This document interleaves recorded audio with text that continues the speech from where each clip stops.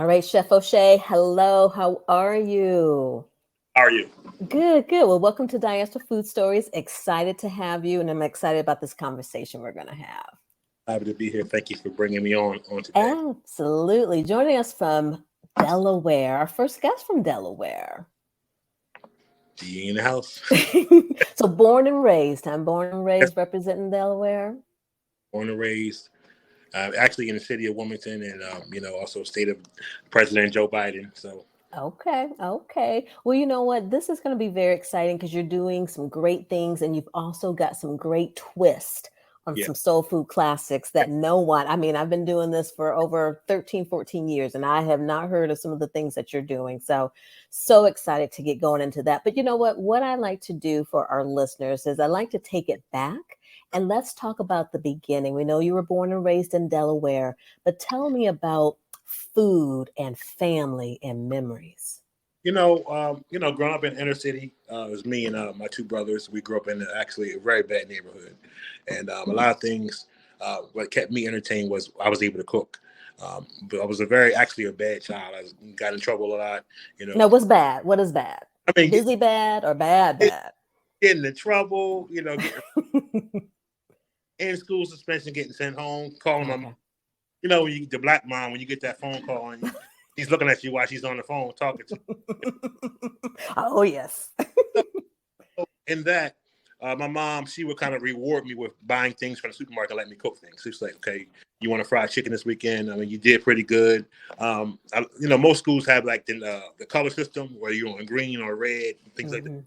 You had green this weekend, we'll get some chicken, let you cook the meals, things like that. So I would begin to actually cook meals. Okay. And also, the ironic thing about it is one of the most popular dishes that are out, kind of like a fusion dish called ramen.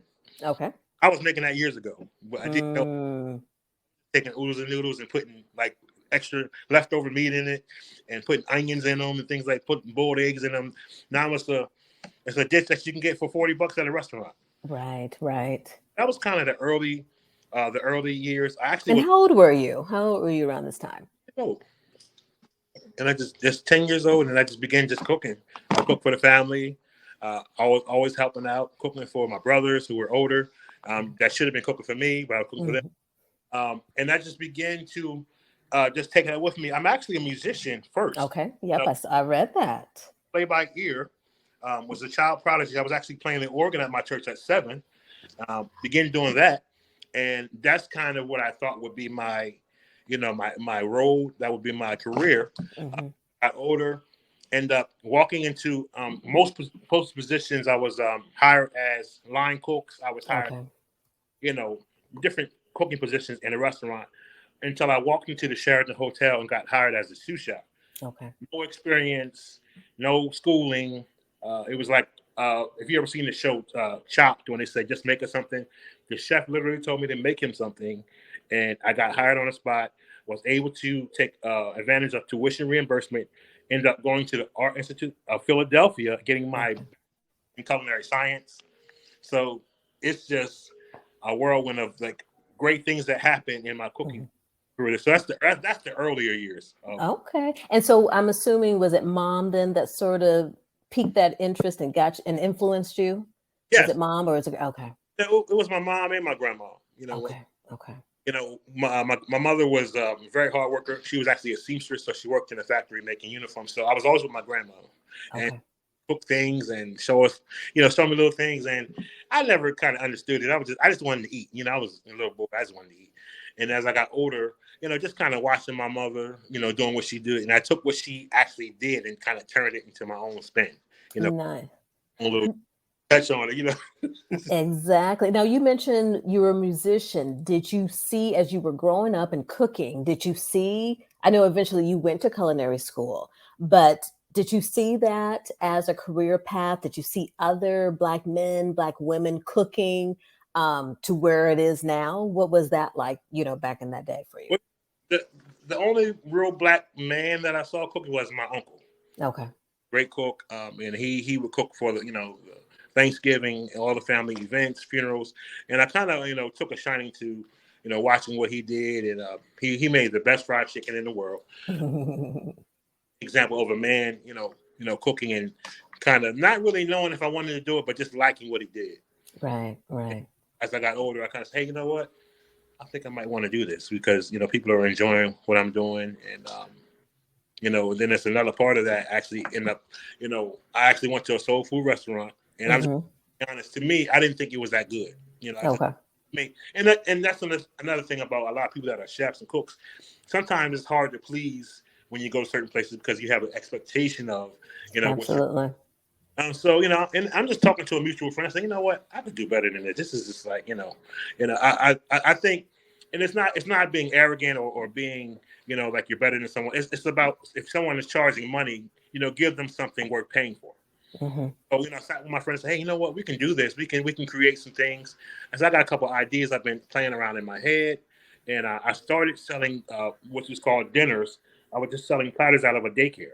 We had, Okay. So let's stop there. Selling dinners out of a daycare. You got to expand on this a little bit. right, Whose daycare was it? well, it's a friend of mine's Okay. in Delaware, and it's actually really good daycare. And he said, you know what, I can open my doors up, and Okay. we had no kitchen. We actually had a room. All we had was a room with a sink in it. Okay.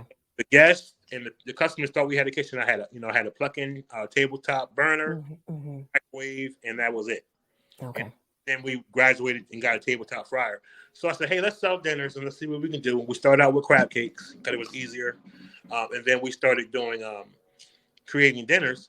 And I always had these kind of ideas of to do something different. Mm-hmm. And with barbecue potato salad. I came up with fried banana pudding. I came up with orange soda greens. I came up with bacon sweet potatoes. I came up with caramel apple chicken wings, and just playing around with some ideas, and people began to actually enjoy those dishes. I sold dinners. The first time, no one showed up. Mm-hmm. When it came, second time, kind of the same. We might have sold to about 20 people. Okay. I said, I'm not doing this no more, wasting money. The guy was like, hey, let's do it one more time. I enjoyed doing it. He wanted people to see the daycare because it was a community center as well. Mm-hmm. So we did it one more time. And people always say, third time is a charm. Right. First time we actually did it, and we had a line about 100 people out of the door. People were around the building, waiting on this. And it's like, we heard about these collard greens, and we heard about this, we heard about that, and we literally sold out. It was, and I told this story, to my girlfriend. I got so overwhelmed that I actually ran in the bathroom because I was so scared. I can imagine. And I can imagine. you're running. I'm running from my success, something I prayed for, and it was just so many people. Yep. We were overwhelmed. We were backed up with the fryers and things like that. And I just literally ran to the bathroom. I said, Lord, like I can't. It's just too much. A friend of mine reached out to me and said, hey, why don't we start a restaurant? Let's do these things, and we started a restaurant. So before you get there, before you do that, I want to go back real fast though to the collard greens Okay. and to the potato salad. Right. You just flew by that. So Did let's go back to that. All right. Starting with the orange soda greens. What are they and how'd you come up with that? Okay, so just cooking. I always wanted different ideas. I've never heard of orange soda greens. I've never even conceived that would be even something that someone would do. Mm-hmm. To an older woman, and she said she would put a can of Coke in her greens because it cuts down on the acidity and the bitterness. But I didn't have any. I didn't have any Coke at the time. I had orange soda, and I said I actually put too much in it than I should, and I kind of liked it though. It was kind of like a sweet taste. So I began to play around with it and kind of make my own different spices put into it and make different ideas. And I came up with this amazing, sweet, savory, kind of spicy, really good dish with smoked turkey. I mean, it would. That's where orange soda greens was born. It was born around in like 2013. Okay. And I've been making this dish ever since. I mean, people. Wow. It's to the point where there is a recipe for it, but it's to the point where I can smell it. I can tell by the way it smells. Mm-hmm. It's right. And that's one of the first, I would say kind of weird fusion ideas that I created. Okay, so what does mom and grandma think of this? Oh, they love it. I tell us before, you're onto something when your mother and your grandmom is calling you and saying, what did you put in your, what did you put in your greens? What did you put in your chicken? How do you do that? And it's how I kind of knew I was onto something, because they started giving, getting advice from me and asking me, how do I do this? Or what Wow. I want to make this tonight. What would you do to it? And that was one of the first dishes, the orange soda greens. Then Okay. fried banana pudding. You know, that was just a simple dish, and we would That just. sounds good too. I mean, I just wanted to do something different, and we just would fry the banana. Put it on there. We had fried chicken and dumplings. We had our The barbecue potato salad. How do you make barbecue potato salad? the barbecue potato salad is a really good dish, and we just would we do our standard potato salad, and we would add the barbecue sauce and Okay. the green onions and chopped crushed up barbecue potato chips on top. It was just, people, just these weird ideas that kind of sort of worked like out of the mind of like a 12-year-old that's trying to find something to eat before his mom gets home. It's kind of those sort of things. Yes. The caramel chicken wings, actually, the caramel chicken wings were invented because we had caramel that we used for our barbecue, for our fried banana pudding. Okay. It was some barbecue. It was some caramel left over one day when we got done selling dinners, and I was like, "Let me just dip the chicken wing in the caramel and see how that tastes." Wow. I would have never thought of that. And before all the salted caramel stuff came out, this is back then. I said, let's try this. So, I kind of reconfigured the recipe, took some of like the garlic, some of the spices out of it, kept the saltiness. Okay. Work. And when I started selling them, I didn't really think they would. I really didn't like them, honestly. But a lot of chefs don't like their own food. But I would make them, and people would just, they would literally wait in line for them. We had people that would come and they would sit, and we tell them, we have to prep some more, we have to make some more. They would literally just wait an hour or 2 hours just for us to make more. Wow. And are you still selling those today? Yeah, I have an order for those for like 2 weeks to sell those. But people still are. We have an upside down pineapple wings. We have cotton candy wings. We have peanut butter and jelly wings. What? Yeah, it's a lot of just. I love this. Yeah, it's just a lot of just fun ideas where we play around with, the sweet and the saltiness, the savoriness, and just put it all together, and it just simply works. These days you got to be innovative, because there are a lot of soul food restaurants, there are a lot of American restaurants, there are a lot of gastropubs, so that you have something that you can stand out and present to the people that they keep coming back.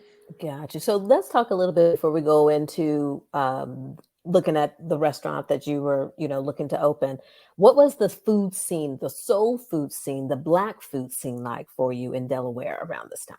In Delaware, we had one staple restaurant for years. It was called Walt's Chicken.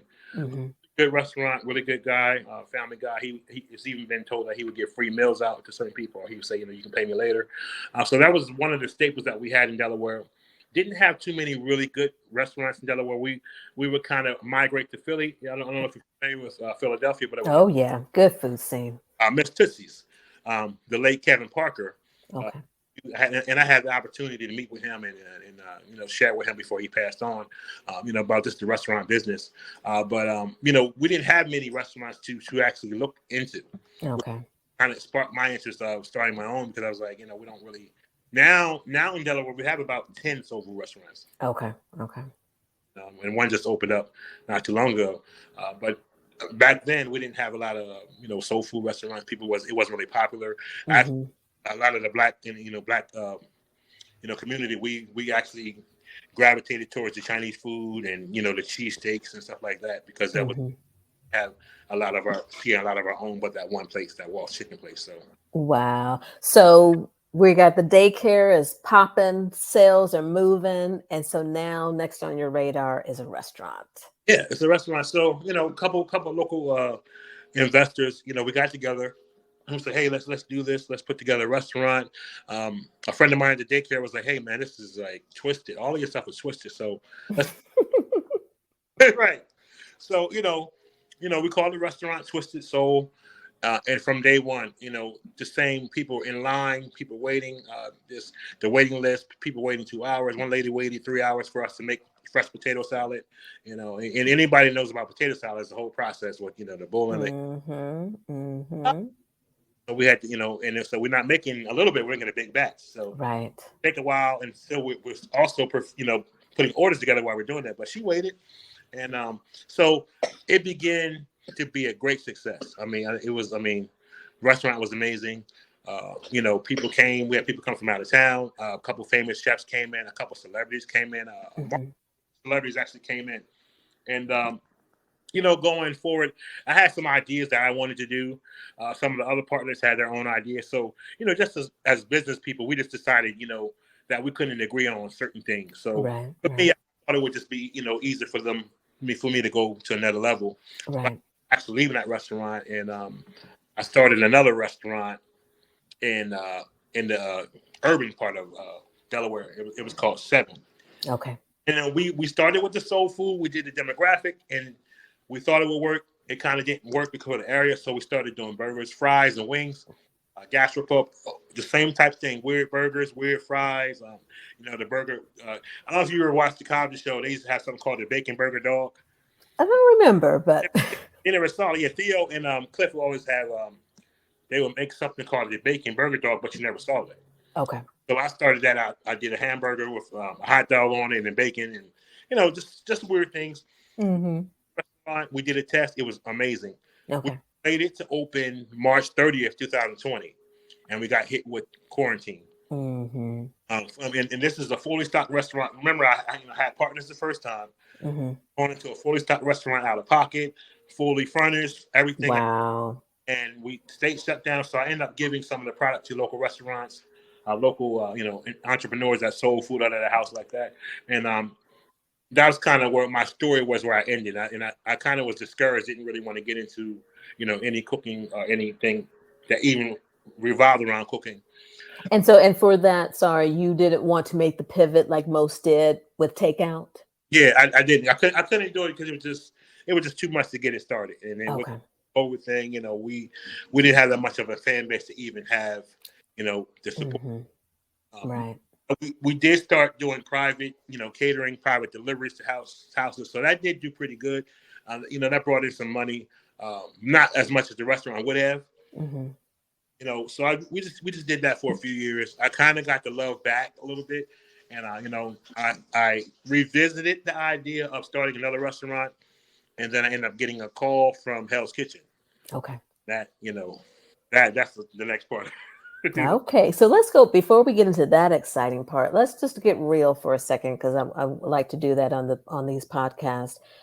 That was really discouraging. I mean, the pandemic just really, killed a dream, killed your enthusiasm. Tell me a little bit more about that, in terms of, were you cooking during this time, or you just said, you know what, I just need to step back? You know what?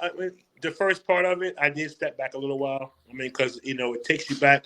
We understood, the pandemic, and we had to shut down things like that. But I think it hits differently when, I saved up my own money.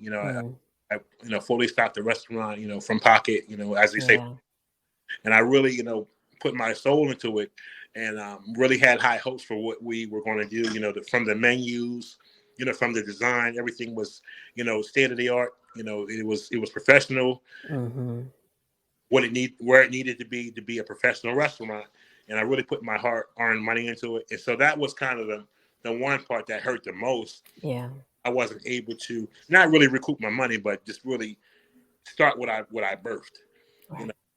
With the COVID thing and the pandemic, and we totally understood it. And then, a couple people said, well, you can sell things out the back door, things like that, but it's just not the same. To kind of present, it was a nice little gastropub bar. We had pool tables in there, bars.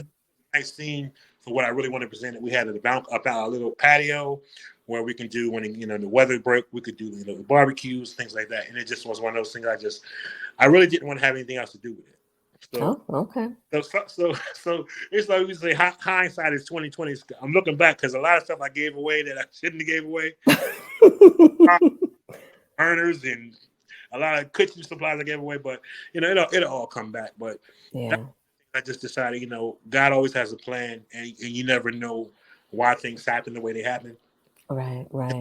Across the board, even as some of my other chef friends, they went through the same thing. They it's just hard. We never seen that coming. Right, right. And as you know, just being the culinary industry is difficult. Being a restaurant owner is difficult, and then you add the extra intersection of being a Black restaurant owner is difficult. So I totally get it. And so you went into catering and private chefing. Who were you private chefing for? Just local people, and even Okay. I would get calls, emails, and and the funny thing about it is, because I set so much up for the restaurant, I didn't set anything up for the catering. Okay. Word of mouth. We didn't have any, business cards. We didn't have any websites or anything for the catering. We had it for the restaurant, but not for the Hmm. friends would call me. They would pass my number on. One of our biggest helps was Facebook, Facebook Messenger, even still. And we would just, people would pass my number on and say, I have a person that needs, for a wedding. I have a baby shower. And I began doing that. One of my staple and my niche things that I was able to do was I would go to your house and literally turn it into a restaurant. Oh, nice. Linen, bring the flowers and the flatware, the stemware, and we would literally cook in front of you. All you had to do was eat and go to bed. We would Okay. dishes, we brought music. So that was kind of one of the things that I did a lot that people really enjoyed, and Hmm. as well because it gave me that restaurant feeling without necessarily having the overhead. So Hmm. Hmm. we good with profits from it, and the guests were happy, and I felt good about really doing it in that intimate setting. It gave me time to kind of focus really on the customer and focus on the dishes versus sometimes a restaurant there's always a bustle and a fast pace that goes, and Right. so we do still do it with excellence. It's better when you can just take your time and really perfect the things and make it look like you want to look and talk to the guests and so I did that for a little while. Okay. Okay. So then Hell's Kitchen, did they find you or you went after them? Well, actually, a local chef had posted it on his Facebook page. He was like, they're casting, and me, I think it was about 3 o'clock in the morning, and I just kind of put the initial application in. Okay. You know, send a 30-second video, and I'm in a t-shirt, no haircut. I did a 30-second video. They wanted about 10 of your pictures of your food. I did that. They asked me what my signature dish was. I put that in. And then I literally sent it off and I really forgot about it. I totally forgot about it. And it wasn't until about 3 or 4 months when I was just sitting. And, like most people, we don't answer calls that we don't know. So, Right. I'm like, I don't know. And some, you get that, my grandma used to say, oh, something told me to do, something told me. I had that something told me to answer the phone. Hmm.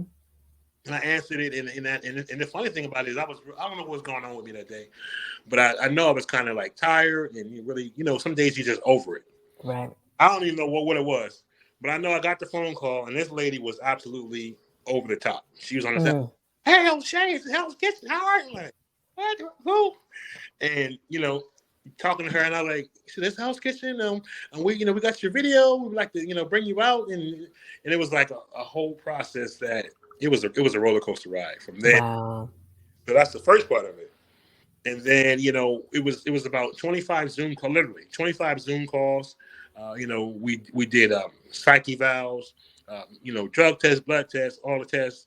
Met with the executives, met with psychologists. Oh my goodness. They wanted to make sure that you were completely vetted. Someone called me from the FBI. All my information about everything. Now And, I have never heard of like Top Chef or the other ones doing all of this. yeah, Wow. and Gordon Ramsay does everything. And thank God. And I'm not judging anyone, but I don't have any priors. I don't have anything. Right. Thank God I didn't have any.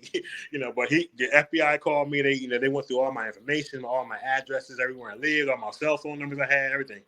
Wow. But that was one of the parts. And then the last part of it was I met with the executives of Fox. Okay. So we're all on a Zoom call and we're all talking and asking me questions and things like that. And then literally, I think that was around, I would say August of 22. Okay. Didn't hear anything from them. They said, well, we'll call you, and if you got picked, we'll call you. Didn't hear anything from them because when she called the first time, I thought I was picked. But that's Right. the initial one. She made it sound like it, huh? Yeah. So then I didn't get a call till December of 22, and they said, we'll fly you out. I'm wrong. I'm sorry. We're in 23 now, right? Right. Get a call of this. I didn't get a call till December of 21. Okay. So the last interview was August of 21. I didn't get a call until December of 21. Got it. We'll bring you out February of 22. Gotcha. So a couple more months passed. They flew me out, and we're staying in a hotel. We're sequestered. Now the funny thing about it, COVID is still lingering, so we're sequestered, and we knew we had to sign a contract. We knew completely that if we left our room, we would just be disqualified. Right. So I'm in LA in a room by myself for 2 weeks. I And they're can't just bringing you room service and everything. Huh? right can't leave the room. And they was like, well, we understand you guys want to smoke. If you need a smoke break, we'll take you outside with a guard. I was like, listen, I don't need a smoke break. I don't need anything. I'm good. I'm in this room because I didn't want anything to jeopardize my chances. So yeah, finally get to the day of. It's like 5 a.m. and we get down, and they have us in a room and we're like sequestered off. And it's like, they're micing us up, and it's still not real right now. Like I know I'm in LA, and I got the microphone on there. I'm seeing all the cast with all the Hell's Kitchen things on and the hats, and I'm like, it's still not registering. So we're in the room with some of the cast members, and I said, you guys can't talk to each other yet. We don't want you to talk yet. We want the organic up on the show. Right. So limousines show up, and we're all in limousines. We're talking in the limousine, and it's still not registering. I'm like, okay. Like I said, we're in the limousine. We see the cameras in the limousine, and it's still not registering that where we are. We get out of the limousine. They have champagne. We toast. We see the Hell's Kitchen building. The guy Marino from the show, and it's still not registering until this monster truck comes flying out of the air, fire, and then Gordon Ramsay walks gets out of the truck. Like the surreal part, like, wow, okay, I'm really here now. We're really here. What are we going to do? Right. From there, it was a roller coaster. Wow. That it's time for you guys to make your signature dish. So we were racing the show was called The Battle of the Ages. So it was us older ones going against the younger ones. Okay, fun. He's going against the ones in their 20s. So I said this on another show. It's like, as we get started, you fight being three different people, because the first person you're definitely a chef, and then also you struggle with being a fan, and then you have the part of you being a contestant on the show.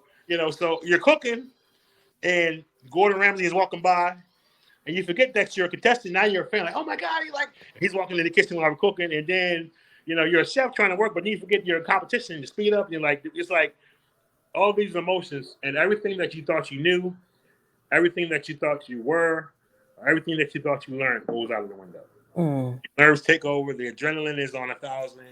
I mean, it's pressure, but it's the good pressure. Right. And the set of the show was just amazing. Gordon Ramsay is an amazing person, and a lot of people, say that he think he's offensive or think he's arrogant. A little over the top, yeah. Maybe a lot of over the top. But a lot of times, a lot of chefs say they want to be insulted by him, or they want to be. I don't know if that's a compliment. I'll be honest with you. I don't know. But just to be in that particular atmosphere was completely electric. Just to see him in his element, to see what we've seen on TV, to see what we've seen on different shows, and to see him the passion. The first part is the passion that he has. Right. It comes out as he's trying to make you feel inferior, but just the passion that he has, it comes out sometimes a little bit disrespectful, but we knew what we were getting into. We completely absolutely. This wasn't a brand new day, so yes, you knew. Absolutely. But the other part of it was when we accepted, what we were doing, and to see him, appreciating what we did. Like I said, when he tasted my dish, he didn't really understand, my concept with the orange soda greens, but he loved the way I did the salmon, and he loved it so much he showed the other chefs. So for me, has he ever had greens before? I'm not trying to be mean, but has he ever had greens before? I don't know. I think he's from. I don't know if he's from London, or I know he's from the UK. I don't want to. Right. So I mean, yeah, and I say that because that puts chefs in a different situation where just because you've never had it doesn't mean it's not good. Right. Absolutely. And so I wish it'd been a little bit different the way I did see the way I plated it, and with the orange soda, because I paired it with grits. Okay. Parmesan grits. I think the way the orange soda looked with the white contrast of the. Gotcha. But you were able to see the orange. So it did kind of look a little. Even me, it did look a little weird to me the way it's settled.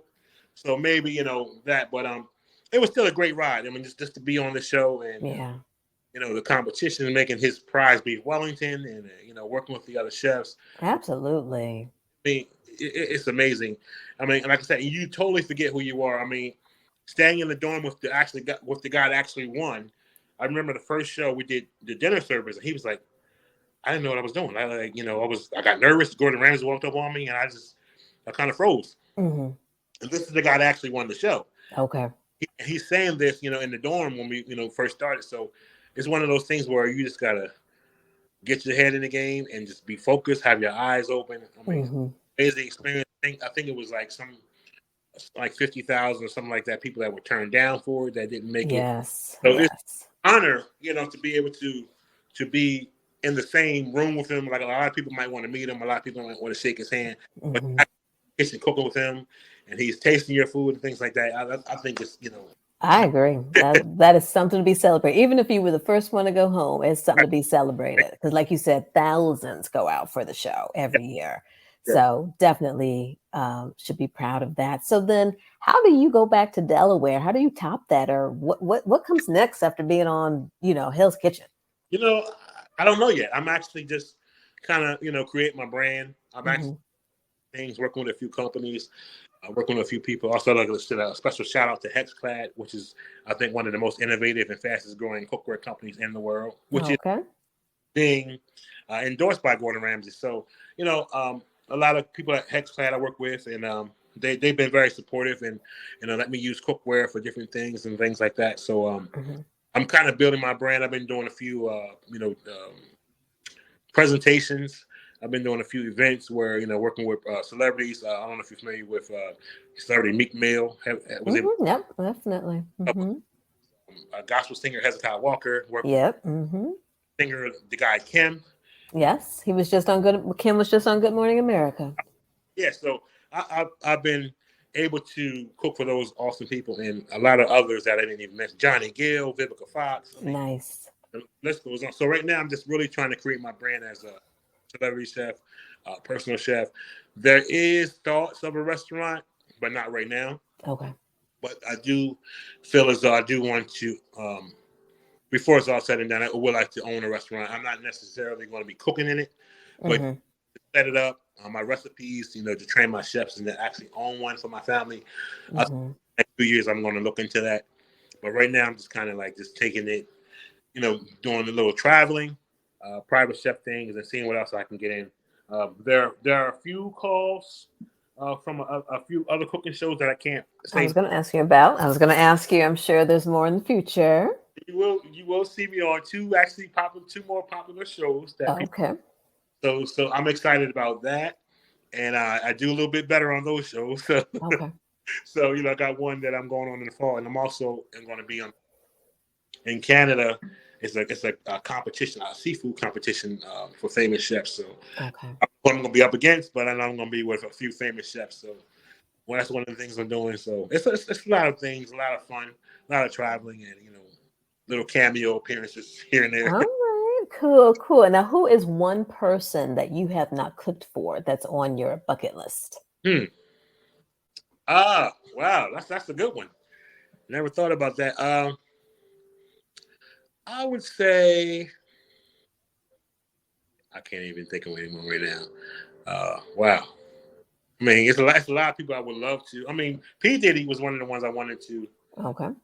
Or Sean Combs, he changes his name every couple of years. P. Diddy, he's one of the ones actually. When I first did the orange soda thing on the show, he was one of the ones that I wouldn't know that would like him because I know soul food things. He likes cheesecake and soul food, so the ones I want to cook for. I've already cooked for Joe Biden, who's president. Okay. So I guess P. Diddy. Some of the greats, like Patti LaBelle, some of our legends that are still alive, Patti LaBelle, some of those, and they're restaurateurs as well. Yeah, absolutely.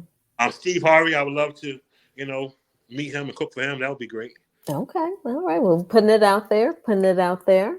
Now, you said you are a harsh critic when it comes to food, and because how you cook. Have you found any place or you don't have to name a particular place, but let's see, a city, a state, a country that I can come back here and do this again. There's a few restaurants in Philadelphia that are really good. Okay. And in Maryland, that Okay. I frequent. It's one restaurant in Maryland in particular called the Monarch. Okay. Amazing. So it's a lot of different restaurants I go to. I mean, I think I just look for the one thing you look for is the honesty. Mm-hmm. A lot of restaurants, they'll say this was cooked fresh, or I went to one restaurant and the guy argued with me because he made Caesar salad with iceberg lettuce. No. Like, it is romaine, and I didn't tell him I was a chef. I was like, okay. So that's the first thing I look for: people being true to what they're presenting. Okay. Even as going to like chicken places, and it's the chicken just came up, and we know the chicken didn't just come up. I just came. So there are quite a few restaurants in Philly that the funny thing about it, I don't eat too much in Delaware because a lot of the restaurants, it's a few restaurants in Delaware that are great. Mm-hmm. So to get the real happening places, kind of the new innovative places. There's a lot of places in Maryland that I visit, and a lot of places in Philadelphia. Gotcha. Great restaurants. I mean. Yes, I love Philadelphia. I could definitely eat my way through Philadelphia and DC too. Philadelphia and DC, I could definitely eat my way through. So as you're, doing some upcoming traveling, where are some other spaces or places, I should say, that you would like to go to that, for some culinary inspiration? I would definitely like to go back to LA. I'm actually have some things in working. Houston, Texas. Yes, Houston. Yeah, Houston is good. And actually, one of my fellow contestants, Chef AB, he's actually on the show. He's actually in Houston too. So I got some workings out there. Orlando, Florida. I would like to do some things in Jamaica, Hawaii. Mm-hmm. So I have a few things on my radar, and also some things set up that I will be doing. I also have a boat, a yacht presentation that I'm doing in Philadelphia Memorial Day. House kitchen chefs with me, and we'll do a white party, and we'll Franklin Yacht in Philadelphia. Okay, all right, very cool. So my last question, if you want to give us a little tease, is there another twisted? I don't know if you want to call it twisted fusion, something crazy delicious that you're working on? I don't have anything coming out yet. I got a couple playing around with. But like I said, some of my latest things were the pineapple upside down wings and the cotton candy chicken wings. We got something called glitter fries. Oh, and yeah, it's those French fries came to me in a dream. Glitter fries, wow! I had a dream, and it was a bunch of kids fighting over the French fries, and they was like glitter fries. And I'm like, what? What is glitter fries? And I literally took we took a mascarpone. And we took the sugar glitter that goes on, decorate cakes, and a cinnamon glaze, and the sugar on the fry, and it's amazing. So cinnamon, you went cinnamon. Yeah. So, wow. And with the mascarpone, kind of gives it like that kind of that cream taste that's like on Cinnabons. Yes. The glitter, the sugar glitter, on a fresh cut French fry, just salt, no pepper, no season, just salt, cooked in a peanut oil. It's amazing. And I would try it, but I guess where I'm stuck is I would have thought maybe you went glitter more savory than glitter on the sweet side with the sugar. Yeah, so that's what is intriguing me. Yep, the colored sugar, the colored glittery sugar. We use that, and it just, like I said, I literally was dreaming about it. And the kids like they're literally fighting in the dream. Like, you know what? I woke up like that's weird. I said, you know what? Let me try that. So I wrote that. That's one of the things. It's a lot of things I'm thinking about that's kind of weird that people didn't do yet. So I love it. Well, Chef O'Shay, this has been fun. And I just can't, if I get to Delaware, I am giving you a call because I need to try everything. The greens, the potato, everything. I need to try it all. So awesome. Well, where can people find you, keep up with you, and see what's going on next? Well, right now, they can find me on the first part. They can find me on Instagram. Okay. Chef O'Shay, so ChefOshay Lolley. So that's Chef O'Shay Lolley. I'm on Instagram, and I'm also on Facebook as O'Shay Lolley. So you can find me on there. I've got some websites and things coming up in the workings. I'm actually going to be doing a traveling tour where we'll go from state to state, and we'll actually set up a physical restaurant at a location where we'll stay for, like, how the circus went from state to state, like 3 weeks. Then we'll go to DC, we'll go to Baltimore, we'll go to Virginia, we'll make our way down to Carolina. So that's one thing I'm working on. But until then, until the website is up and live, Chef O'Shay Lolley at Instagram. Okay. And is that if someone is interested in catering, is that how they contact you as well, or what's the best way? Yep, exactly. Yep, Chef O'Shay Lolley. Okay, and the DMs are open. Awesome. Well, Chef, again, thank you so much. This has been fun. I hope you enjoyed it. And like I said, if I'm in Delaware, I would definitely be looking you up because I need to taste everything. Absolutely. I enjoyed it. I thank you for having me on. I wish you the best with your success, and I'll see you soon. Awesome. Awesome. And I'm Cherie Williams, host of Diaspora Food Stories. And until our next episode, be well.